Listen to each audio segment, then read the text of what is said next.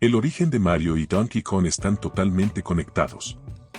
A lo largo de los años y diversos juegos, Donkey Kong ganó su propio universo, con una mitología riquísima y personajes memorables.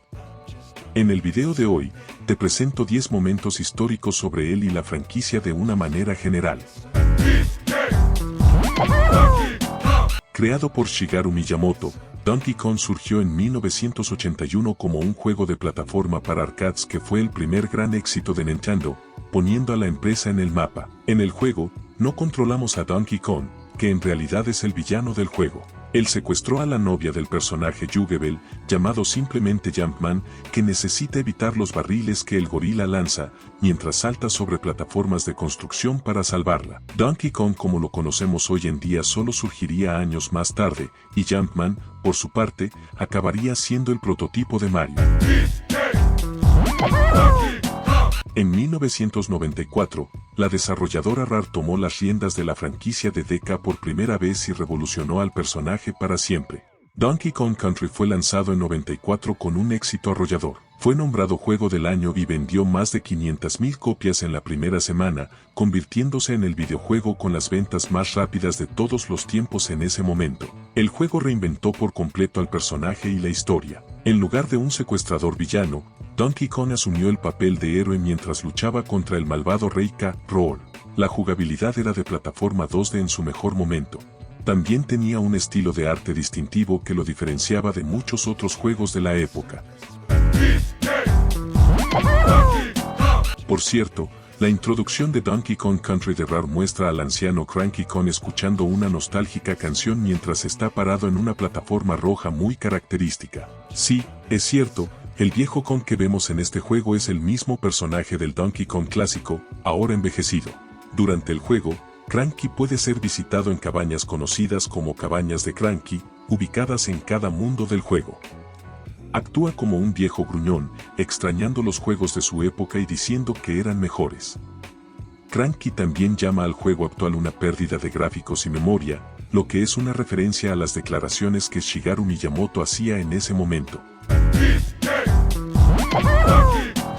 Por cierto, la introducción de Donkey Kong Country de Rare muestra al anciano Cranky Kong escuchando una nostálgica canción mientras está parado en una plataforma roja muy característica. Sí, es cierto, el viejo Kong que vemos en este juego es el mismo personaje del Donkey Kong clásico, ahora envejecido.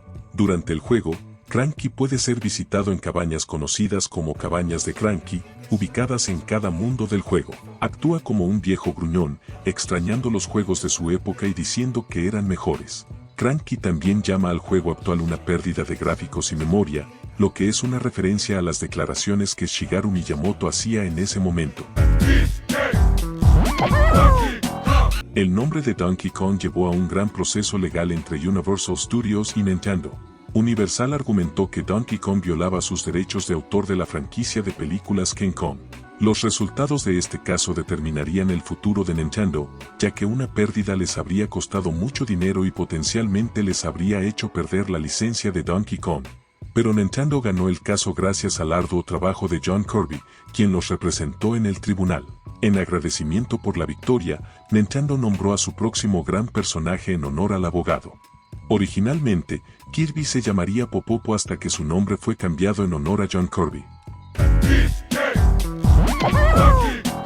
Diddy Kong acabó convirtiéndose en un personaje muy querido a lo largo de los años, pero la verdad es que no formaba parte de los planes originales.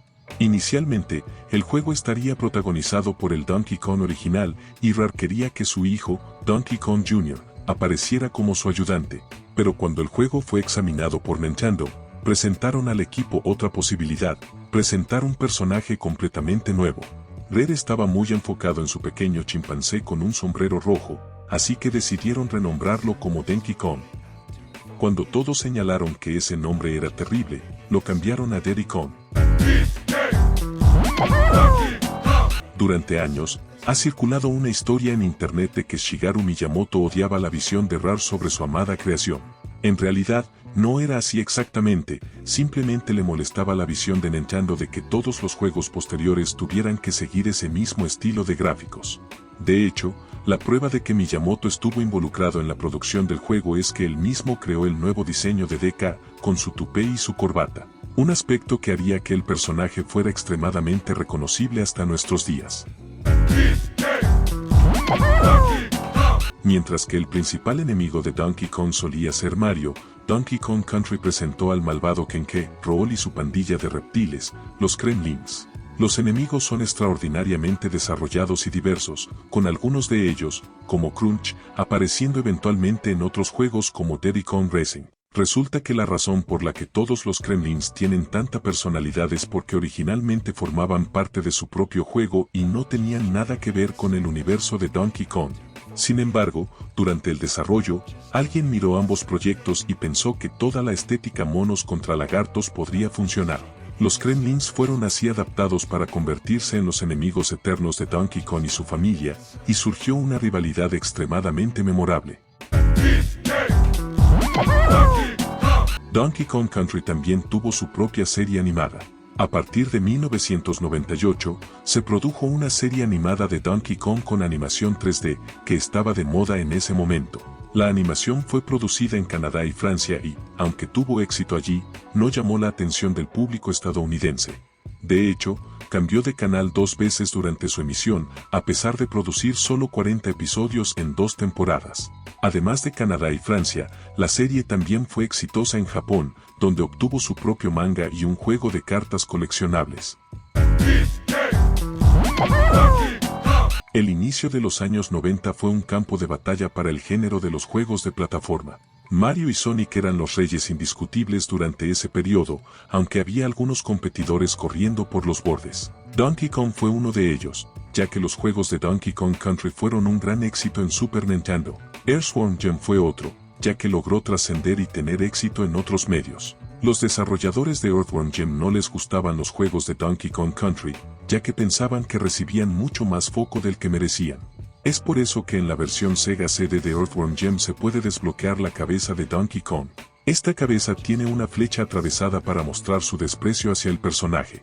Si te gusta este tipo de videos, suscríbete al canal para no perderte más momentos históricos sobre otros superhéroes.